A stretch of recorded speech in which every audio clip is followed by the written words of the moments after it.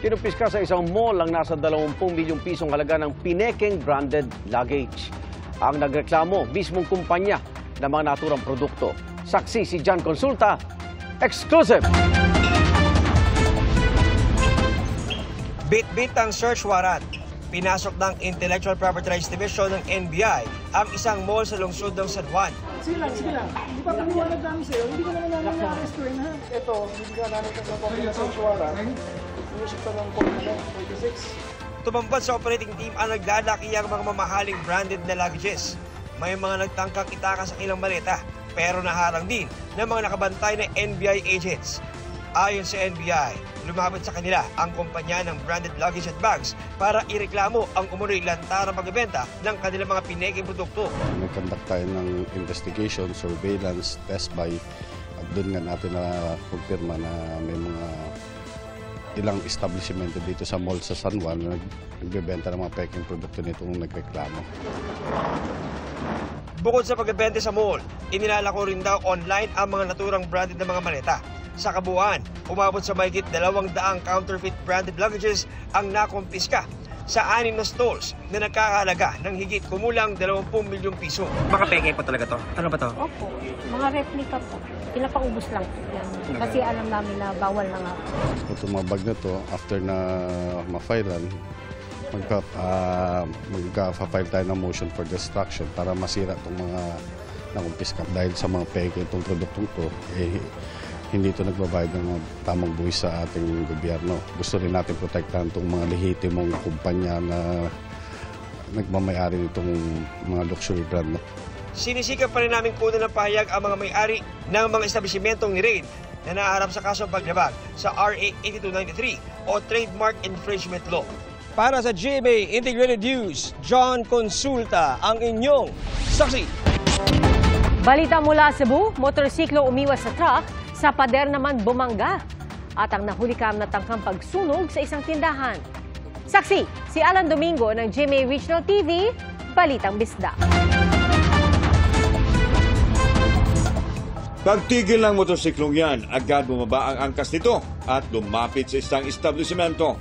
Ang kanyang daladala, itinapon sa loob sa kabiglang may nagliyab. Dali-dali siyang umalis, pati ang rider na sinakyang motorsiklo. Maya-maya ay dumating ang isang lalaki na may dalang fire extinguisher at truck na may sakay na mga lalaki. Tulong-tulong sila sa pag-apula. Ang sinunog palang establishmento tindahang nagbibinta ng gamit na damit, sapatos at iba pang kagamitan sa Barangay Lahog, Cebu City. Ayon sa BFP, nakikipag-ugnayan na sila sa pulisya para matukoy ang mga salarin. Kasong arson, kontinuyo nga pagsunog, no? Namatay nakita sa CCTV, gipursu pa ni sa atuang mga kabumbiruhan, lakip na sa atuang pulisan kay di man ito nakaro ang identity sa naghimo. Tumanggi namang magbigay ng pahayag ang may-ari ng tindahan. Sa Consolacion, Cebu naman, sumalpok sa pader sa gilid ng kalsada ang motorsiklong yan matapos iwasan ang di nakasarang tailgate ng dump truck. Natumba ang 2 sakay ng motorsiklo na nagtamo ng minor injuries. Ayon sa barangay councilor sa lugar, inamin ng truck driver na hindi niya napansing bukas ang kanyang tailgate. Nagkaayos din daw ang 2 panig. Para sa GMA Integrated News, ako si Alan Domingo ng GMA Regional TV Balitang Bisdak, ang inyong saksi. Arestado ang isang police major at 3 police sergeant na sangkot umano sa kidnap for ransom. Ang kanilang mga biktima, mga dayuhan. Saksi si Maki Pulido. Pasado hating gabi nitong linggo, hinarang ng isang grupo ang sinasakyan ng 3 Chinese at isang Malaysian sa Pasay. Mga pulis na ito na nakamotorsiklo ay may sumusunod na white van sa likod. So yung Lexus hinarangan ng motorsiklo at sa likod itong silver white van.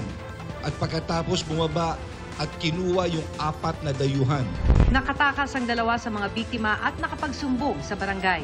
Ang dalawang naiwang biktima pinalaya rin matapos makapagbayad ng 2.5 million pesos na ransom sa pamamagitan ng cryptocurrency.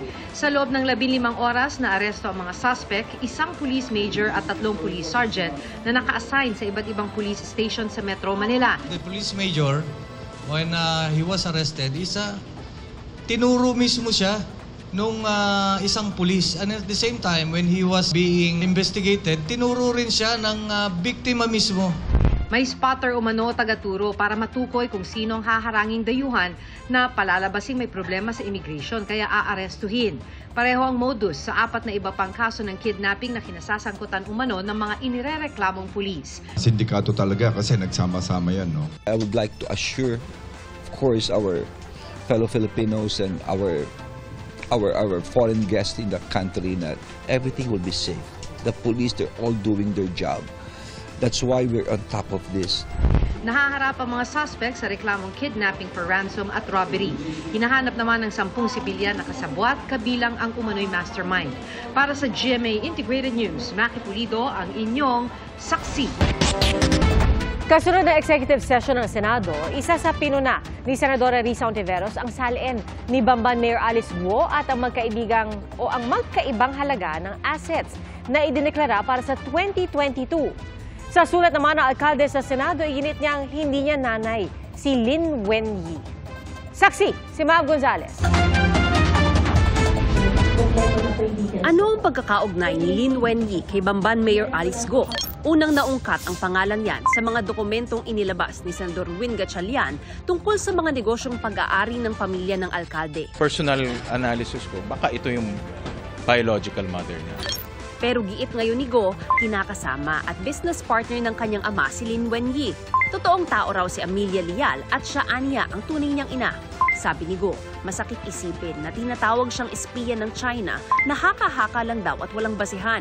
Nilalaman ito ng sulat ni Guo sa Committee on Women and Children ng Senado ngayong May executive session ito tungkol sa mga kaso ng human trafficking at cyber fraud ng mga pogo sa bansa.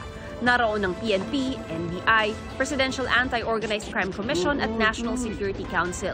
Panawagan ni Hontiveros sa NSC, iangat ang usapin ng pogo kay Pangulong Bongbong Marcos. Isang naging paksa din sa isang exclusive na unang bahagi ng executive session ay yung isinasagawang link analysis ng ISAF tungkol sa pogo at iba't ibang mga sentro ng kapangyarihan o yaman dito sa ating bayan. Ang executive naman ay pwede ding umaksyon kung si Presidente mismo ay magsabit na paalisin na natin ang pogo sa Pilipinas sa loob ng kung ilang buwan. Pwede nang magsimulang mangyari yun eh. Hindi imbitado si Mayor Guo sa executive session dahil pawang intel agencies lang ito. Pero sumulat ang mayora kay Hontiveros na sumasagot sa iba't ibang issue kagaya ng mga iligal na aktibidad umano ng pamilya niya. Giit ni Guo, walang kinalaman sa pogo ang kanyang ama na may negosyo sa Pilipinas at sa ibang bansa. Madalas daw itong naglalakbay para alagaan ang kanyang mga negosyo. Muli ring itinanggi ng alkalde na protektor siya ng mga pogo. Gayunman, tingin ni Senadora Risa Hontiveros, I'm more confident na talagang magiging mabigat at solido yung mga kasong inihain na at maaring ihain pa ng iba't ibang mga ahensya ng executive ng ating gobyerno. Kasama sa sinisilip ng Anti-Money Laundering Council ang posibleng illegal na kita ng pogo sa Bamban. Isa sa tatalakayin ang dating kumpanya ni Guo na Baofu Land Development Incorporated na may-ari ng Zunyuan Complex kung nasaan ang pogo. Dalawa sa incorporator ng kumpanya ang iniimbestigahan ngayon sa pinakamalaking money laundering case sa kasaysayan ng Singapore na nagkakahalaga ng 2.8 billion Singapore dollars. Maiisip tuloy, teka, ang laki din ng sinasabing halaga ng kabuoang Zunyuan Complex na yan. Paano nakapasok at nakaikot sa ating ekonomiya kung walang malinaw na sources sina Mayor Alice Guo at kanyang mga kasosyo? So, it's a very reasonable suspicion na kailangan naming imbestigahan. Ang pera ba para dyan ay galing sa money laundering. Sa pag-aaral ng GMA Integrated News Research, 286 million pesos ang idineklarang assets ni Guo sa SALN na isinumite niya as of July 1, 2022. Pero naghain ang kanyang mga abogado ng SALN na as of June 30, 2022 na ang nakalagay na assets mahigit 429 million pesos. Paliwanag noon ni Go, hindi siya marunong maghain ng SALN dahil first time niya, kaya nag-amend siya ng SALN. Yung pagtanggal ng mga 7 real assets, land properties mula dun sa unang SALN of 2022 papunta dun sa pangalawang SALN of 2022, one day apart lang. Yung pagtanggal sa mga business interests dun sa pangalawang isinumiting 2022 SALN, talagang pwedeng lumabas na paglabag dun sa obligasyon naming lahat ng mga nagtatrabaho sa gobyerno na magbigay ng kompleto at totoong statement of assets, liabilities, and net worth. Sa kanyang sulat sa Senado, sinabi ni Go na mga lehitimong negosyo ang pangunahing pinagkukunan niya ng kita. Bago pa man daw magsimula ang pagtatayo ng mga gusali ng Baofu, ibinenta na raw niya ang kanyang parte. Muli rin niyang iginiit na hindi niya alam na may kasong money laundering ang ilan sa naging business partners niya. Para sa GMA Integrated News, ako si Mav Gonzalez, ang inyong saksi. Mga kapuso, sama-sama tayong maging saksi. Mag-subscribe sa GMA Integrated News sa YouTube at para sa mga kapuso abroad, samahan niyo kami sa GMA Pinoy TV at sa www.gmanews.tv.